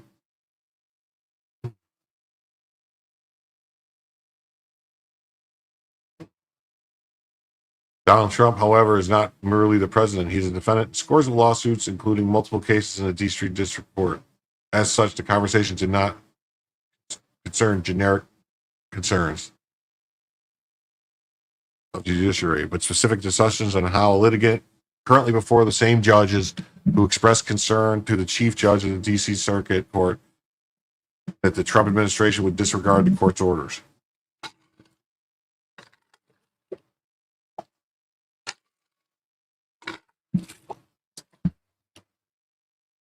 Judge Boasberg's comments revealed that he and his colleagues hold an anti-Trump bias, for the Trump administration had compiled with every court order to date, and since, for that matter, the D.C. District Court judge's concern also went counter to the normal presumption courts hold, one that presumes public officials properly discharge their official duties. Apparently, that presumption does not apply to the current president, at least if you are litigating in D.C. And what is both troubling and ironic is that only a few days later, Judge Boasberg, in a case in which he completely lacked jurisdiction, as the Supreme Court would later confirm, entered a lawless order commanding the Trump administration to halt removals to El Salvador, so that one of the judges concerned about Trump following the law ignored the law. Nonetheless, Boasberg would later find the Trump administration committed criminal contempt of court by failing to turn the planes around or fly gang members back to the U.S., even though the court's written and lawful injunction ordered neither. As they said at the time, the chief judge of D.C.'s district court seemed hell-bent on finding the Trump administration in contempt. It would seem we now know why. Judge Boasberg and his colleagues prejudged Trump as a scofflaw. The reality, though, is the president has shown great restraint in the face of an avalanche of lawless lower court orders.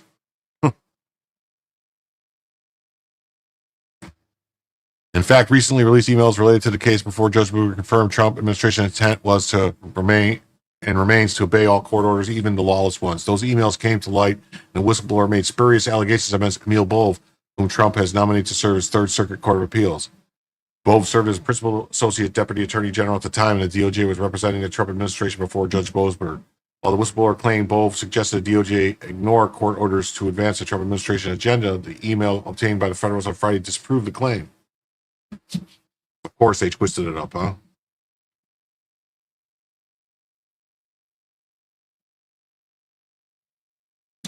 In the email, the whistleblower supervisor wrote that the legal team was called to a meeting with Deputy Attorney General, at which Bove advised our team that we must avoid a court order halting an upcoming operation to implement the act at all costs. Senator Chuck Grassley and the chair of the Judiciary Committee noted yesterday, Bove telling subordinate DOJ litigants in advance of anticipated litigation to avoid a court order that negatively impacts a mission is inconsistent with instructions to outright ignore a court order, and entirely consistent with Bove's sworn testimony. And in his confirmation hearing, Bove, under oath, attested that he has never advised Department of Justice attorney to violate a court order. But as Justice Alito reminded Americans a mere month after the judicial conference attended by Judge Boasberg alluded, both the executive and the judiciary have an obligation to follow the law. The Trump administration has been doing its part, but the lower courts remain rabid in their attack on the rule of law. Right. That's That's right. The judge. There's no imperial executive. There's also no imperial judiciary.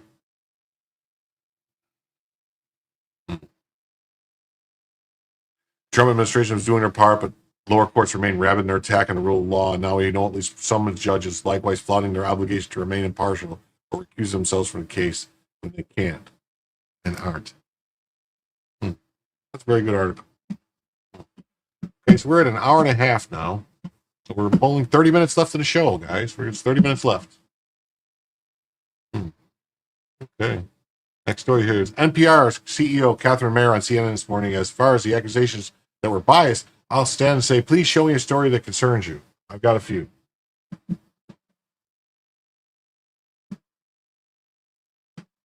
As far as the accusations that were biased, I would stand up and say, please show me a story that concerns you, because we want to know and we want to bring that conversation back to our newsroom. As far as the accusations that were Okay, so here we go. We got NPR reported that the country's music and birds are racist, told American people to stop eating beef, and promoted the Russiagate conspiracy.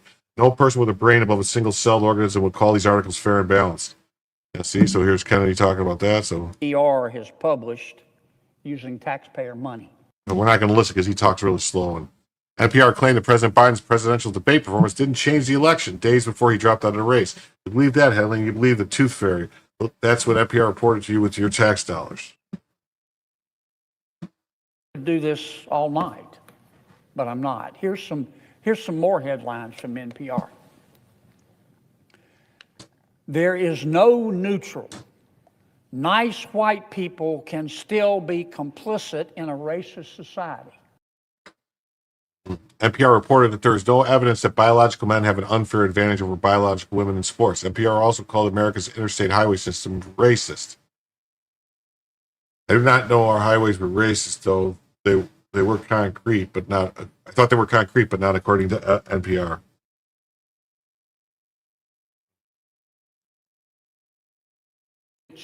Have an unfair advantage, lack evidence to support. That's opinion journalism. Opinion journalism. NPR referred to the rural Americans as Christian nationalists, and he praised on Biden administration official Rachel Levine. I could go all day, but we do have other stories to get to and stuff. And American taxpayers should not fund this type of opinion journalism.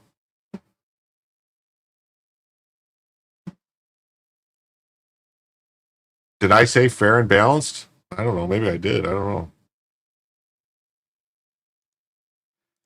That's all right, Mr. K. I'm fine with only going 2 hours tonight. It doesn't bother me any. I'm a little sick under the weather, so I'm probably best to cut it short tonight anyway.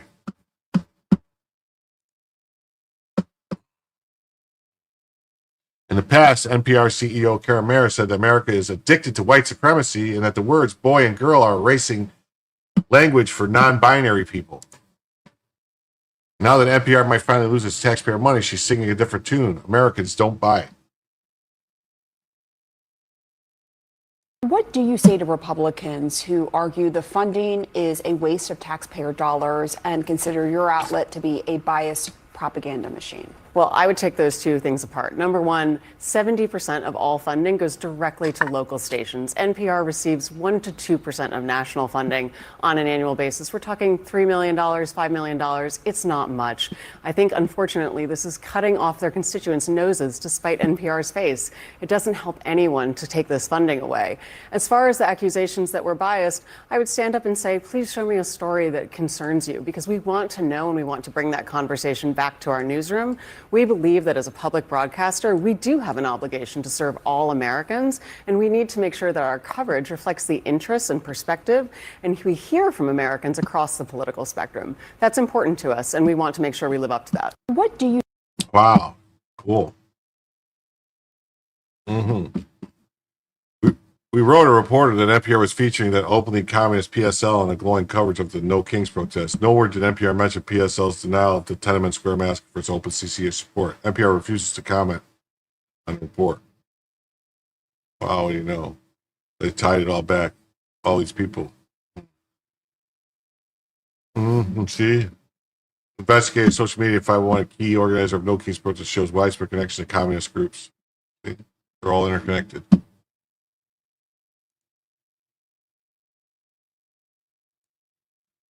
Mm-hmm. Next story. New FBI internal emails through legally protected whistleblower disclosures via Chuck Grassley. Agents and prosecutors accused of attempting to reverse engineer investigations of President Trump and his associates over meetings at the Willard Hotel in Washington, D.C. leading up to January 6th, accused of searching for reasons or predicate to open an investigation rather than for evidence driving the decision making. So they were just trying to find, they were trying to backdoor away, trying to look any way to get Trump. It was all about get Trump. And they were trying to pin anything on him. This probably led to the Jack Smith stuff. Here's the email chain. It says, oh, look, we're going to get him. We're going to get Trump. We're going to get him. An assessment could be predicated now, but the DOJ restricted investigative activity subpoenas for the list of websites, social media accounts. We want all this stuff. Yeah, we want to get all the stuff. That's what it says here. Timothy Tebow. This guy's terrible.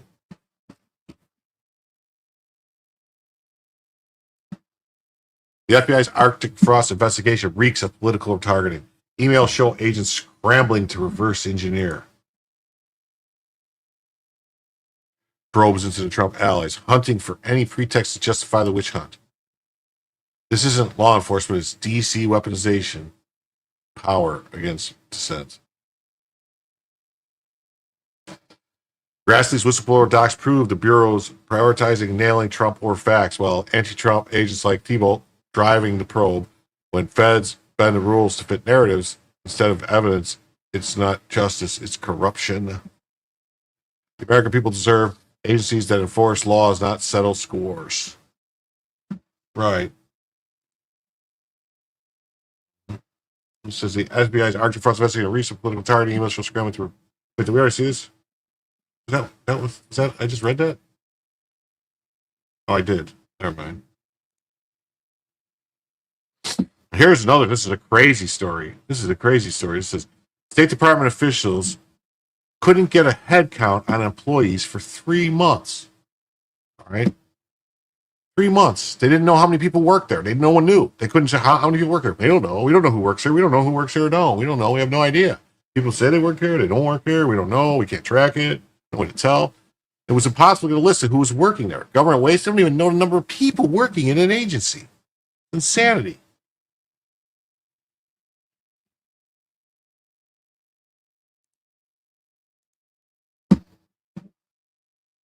It's sort of scary. Officials flag surprising revelation from the deep state department cuts.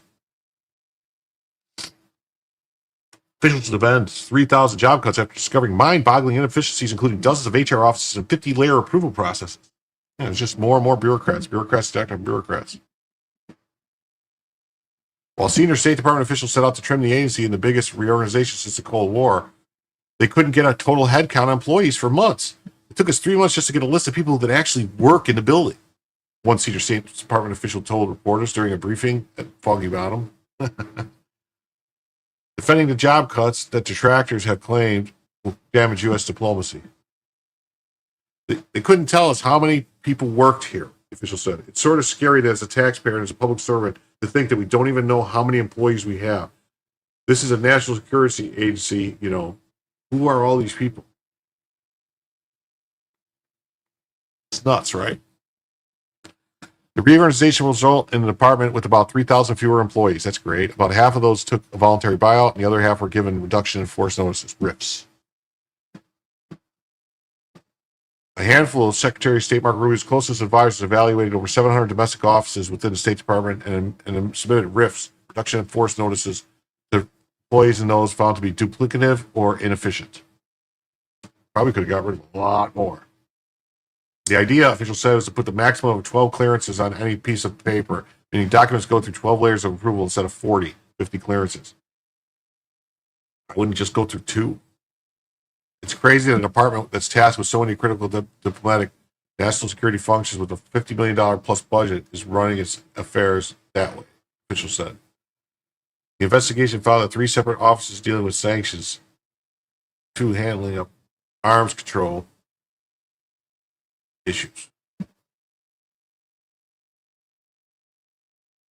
Some of these regional offices within the sort of functions: civil liberties, civil society, bureaus of democracy, human rights, labor and population, and civilians and refugees and migration, each had their own regional offices in addition to the country desk, regional bureau construct.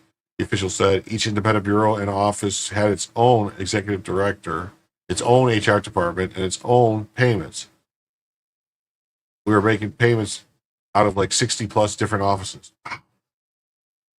You can't keep track of money then. If there's all these other people paying, if the money's coming from all different places, all different departments, no one knows who's paying what. Rubio's team maintains the reductions focus on non-essential bureaucratic layers, which represent frontline diplomacy, while preserving frontline diplomacy. Supreme Court decision in late June reopened the door for mass federal layoffs after a lower court had blocked the cuts. Legal challenges from unions remain pending though the reorganization is moving forward. Okay, good.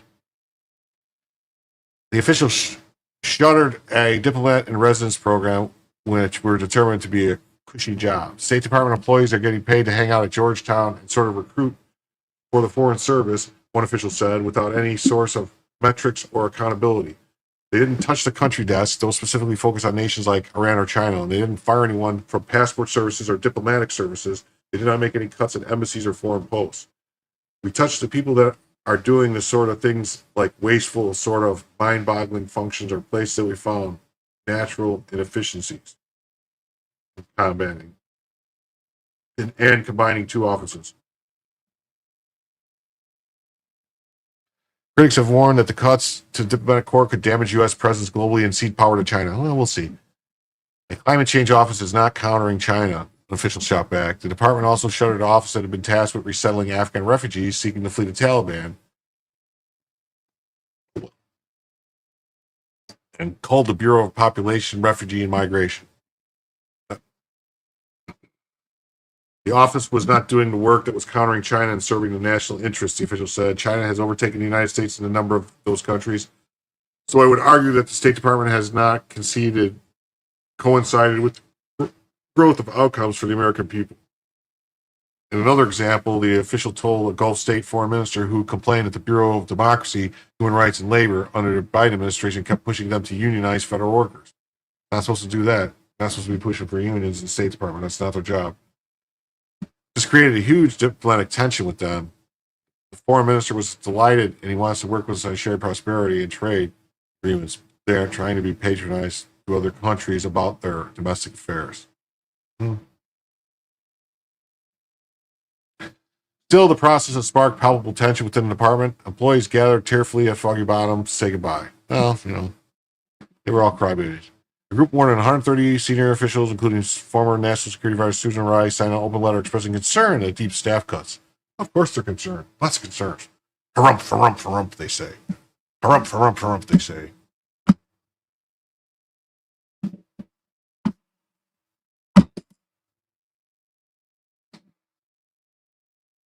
Some seized on the results of a whittled down State Department and foreign aid apparatus. A report from the Atlantic found the Trump administration have given an order to incinerate 500 tons of emergency food that had been purchased during the Biden administration.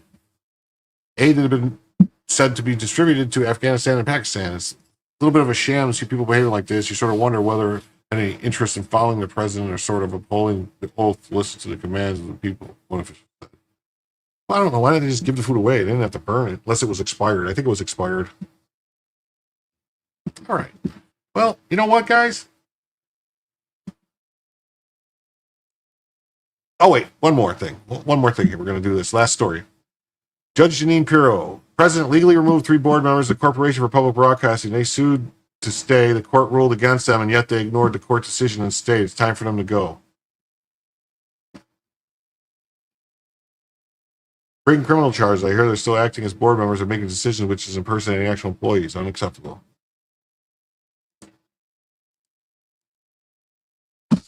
Yep. All this is manifestly unlawful. U.S. Attorney Jeanine Pirro sues to oust board members who usurped their former offices after Trump's firings. Yeah, a bunch of people that got fired decided that they weren't going to leave. They just basically locked themselves in the office, like trespassing and stuff like that. U.S. Department of Justice on Tuesday is bringing a lawsuit brought by for the U.S. interim district U.S. Attorney for D.C. Jeanine Pirro has asked the federal judges to find that 3 Corporation for the Public Broadcasting CPB board members fired by President Trump via email months ago have nonetheless continued working and usurped their former offices.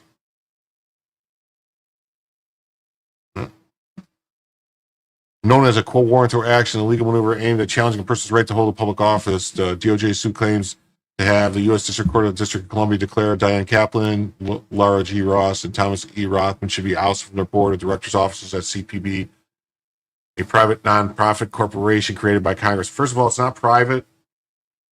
Congress created it. It's not private. It's part of the executive branch. That's all Congress does, was establish things that are part of the executive branch. Any type of agency, it's not. There's no such thing as a private something. Nothing created by Congress is private.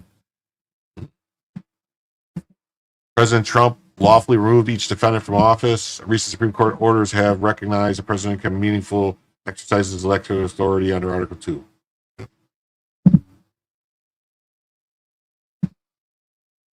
Suit cast by Kaplan, Ross, and Rothman is defiant in carrying on work despite failing to persuade a federal judge last month to declare that their purported findings were of no legal effect.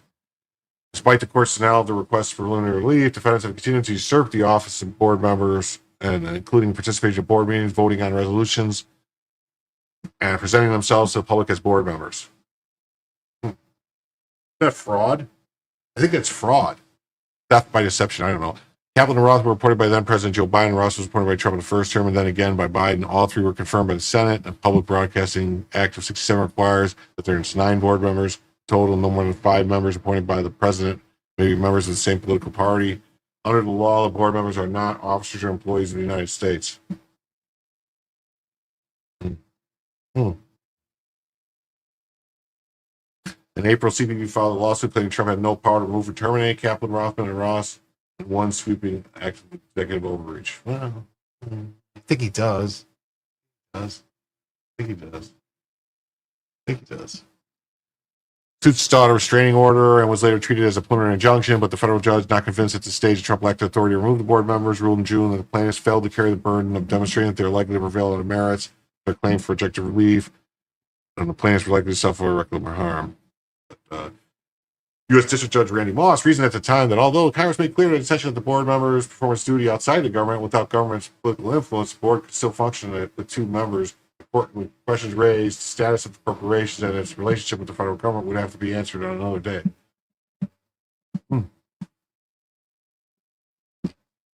Much of the party's briefings focused on questions of whether the corporation is a government or private entity, and that question may have some bearing on later rounds of litigation. Moss wrote, at this point, however, the court is not persuaded that plaintiffs are entitled to prevail on the merits, even if the corporation is, in relative respects, a private nonprofit corporation that Congress intended to insulate from government interference. Though he denied a preliminary injunction, the judge did so without prejudice, meaning CPB could file again in the event that defendants or those acting in concert with them take steps to interfere with the independence of the corporation. Now that the DOJ is forcing the issue, asking the case against Kaplan, Ross, and Rothman to board members be officially ousted, that their pay from April 28th to present day be returned, that any official acts they've taken be declared null and void. In short, the defendants are finally acting as if the court granted the relief the court denied, raising the question that they both bothered to seek preliminary relief and presume the resources of the court and the parties if they were simply going to ignore adverse ruling. That's what Sue said. Okay. Latest entry Moss docket was from June 29th, showing the judge set an expedited briefing schedule. CPB did not immediately respond to long crimes comments. Okay. And here we got this guy. He says, closed border Representative Max Frost claims he only saw Hispanics and blacks at Alligator Outdraft, suggesting ICE is only targeting non-Europeans for deportation. You may not realize that less than 5% of illegals in the U.S. are from Europe.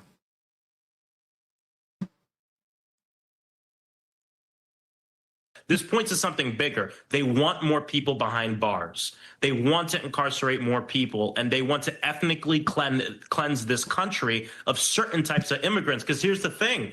They're not going for every person here that's undocumented. Because when I was in that internment camp in the Everglades, I didn't see any Europeans who overstayed their visa. I saw nothing but Latino men. Nothing but Latino and Haitian men, man. And That's as we it, look man. at these operations going around the country, they are targeting specific types of people, and it's the type of people that look like me. Wow. That's terrible. That's just terrible. That's just terrible. Well, all right, last story. I guess we're going to get one more. I know I keep saying last story, and then I keep going.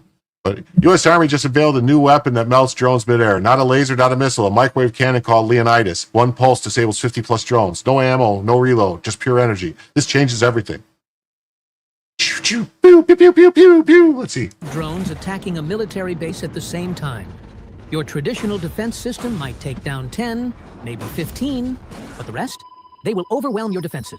Meet a Pyrus high-power microwave system designed to eliminate drone swarms instantly. Unlike conventional weapons that rely on expensive missiles or gunfire, Leonidas uses directed energy to fry enemy electronics in milliseconds. No bullets, no explosions, just pure electromagnetic power. The best part? It doesn't just target one drone at a time. Leonidas neutralizes entire swarms, wiping out dozens or even hundreds of threats simultaneously. Whether it's a small tactical drone or a high-speed kamikaze UAV, this system renders them useless before they can strike. From military bases to critical infrastructure, Leonidas is the next-generation shield against drone warfare. Oh, hey, Terry comes in with $2, but Terry, I don't think we're going to make the goal tonight. We only got 10 minutes left, and I don't think... Drones attacking a military base I don't think we're going to make the goal tonight. We got 2 minutes and 21 seconds left to make the goal, and I don't think we're going to get 29 more Super Chats time, so... The show will only be 2 hours tonight. Leonidas is an American new directed energy weapon. But thank you for the $2, Terry. It's greatly appreciated. And every little bit helps. I really appreciate it. It fires high-powered microwave bursts that fry enemy electronics instantly, not jamming. Total destruction of drone swarms in a single flash. Think Iron Dome meets Star Trek. Pew, pew, pew. Why it matters. Drones are cheap. Missiles are not. Shooting $100,000 interceptors at $5 drones is a losing strategy. Leonidas flips the script. Fires continuously. Costs cents per shot. Powered by electricity.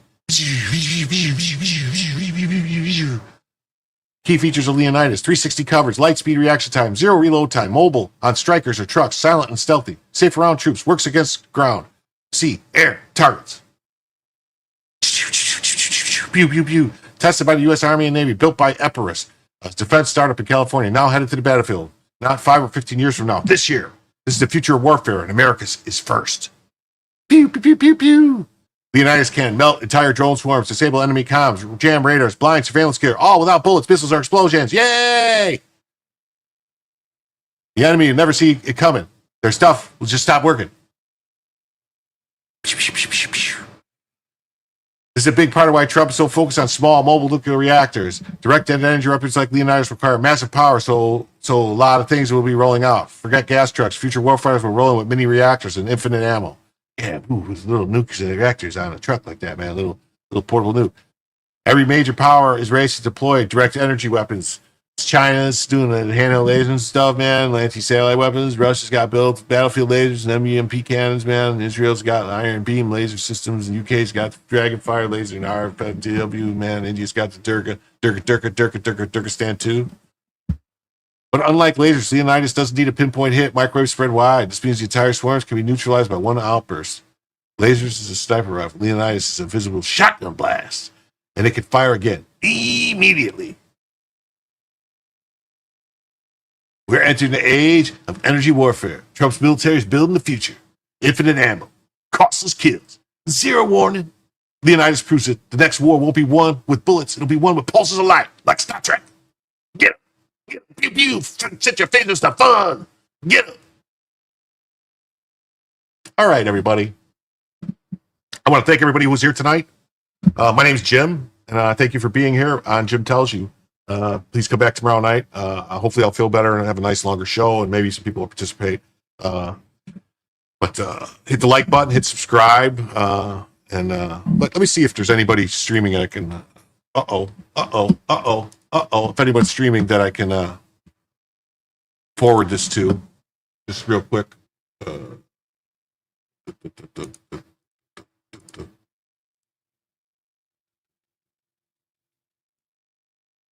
Customization, direct.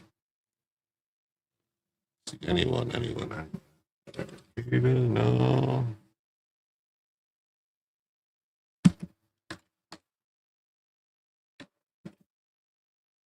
Kamala. No. Comment. Speakers.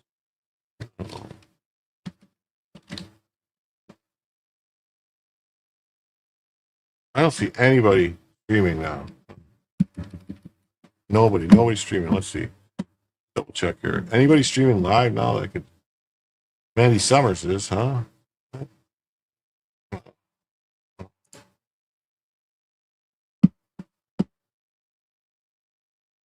Oh, Pat Dixon is. Yeah, it says Camelot is. Pat Dixon is. Let's see. Won't let me do those.